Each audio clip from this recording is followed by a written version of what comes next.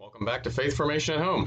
This week, our gospel story from the Gospel of Mark comes from the very earliest parts of Jesus' public ministry, where he's out preaching and performing miracles. In this case, he's casting out a demon.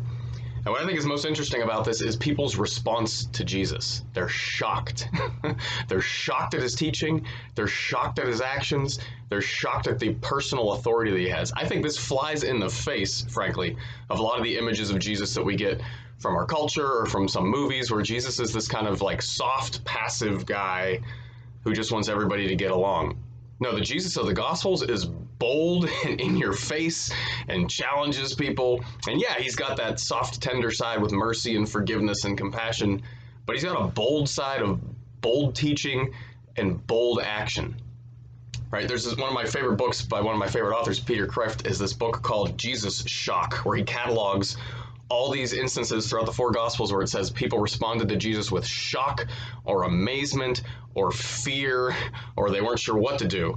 And he makes the case that that's actually the normal reaction to Jesus throughout the Gospels, is they're not sure what to do with this guy. Right? So it begs the question for us, what is our response to Jesus? Are we like super comfortable with him? He's very familiar to us. Nothing about him really surprises us.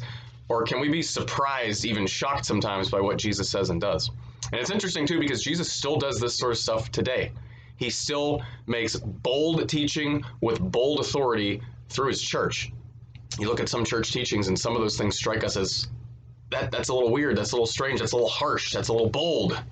Well, yeah, that's the voice of Jesus. And Jesus still does bold action today, performing miracles, even casting out demons. We live in a skeptical age, so it's hard to find some of these miracle stories, but you can look up and find all sorts of stories today of people being healed of disease, of people having demons cast out of them, of consecrated hosts, the Eucharist, floating, or doing other strange things. God performs miracles today. Jesus is still doing the same bold teachings and the same bold miracles today that you hear about in this gospel this week.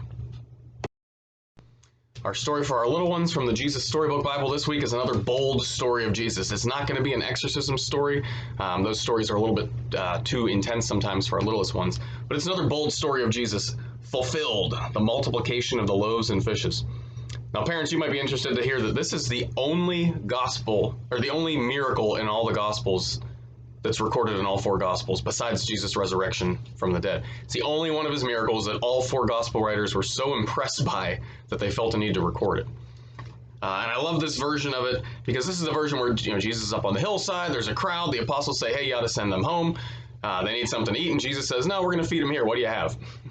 And who is it that comes through for this crowd in the clutch is a little kid. And he comes forward with his lunch. And Jesus is willing to take this little kid's offering, this simple little offering of whatever lunch his mom packed for him, and turns it into lunch for the entire crowd. Jesus wants to do that with you too, little ones at home.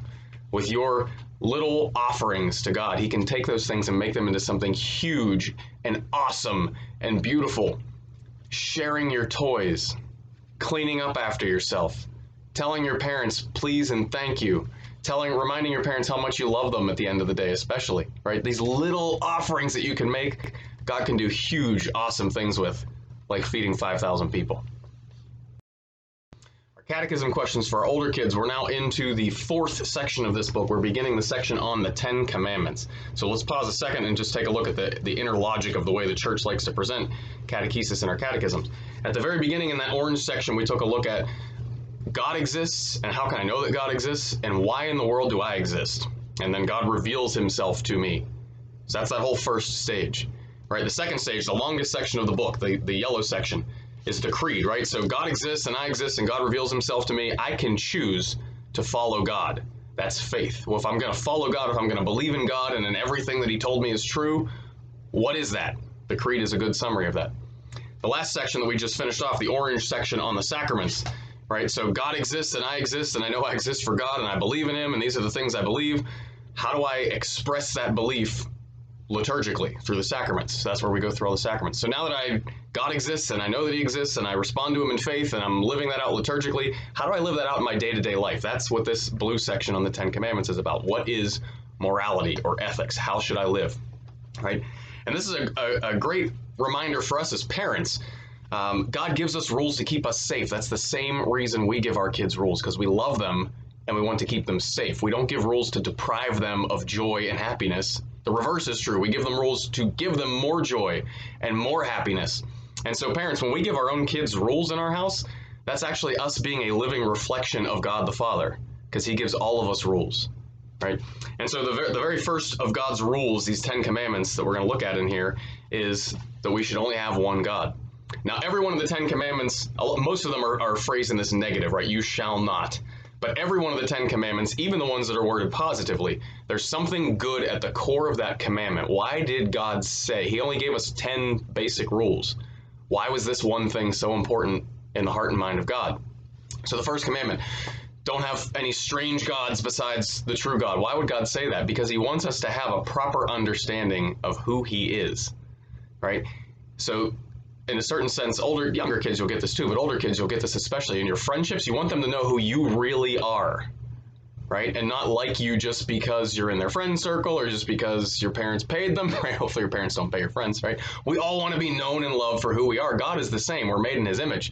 So God wants us to know that he is not a rock or a stick or money or power or an impersonal force, right? God wants us to know that he is a person.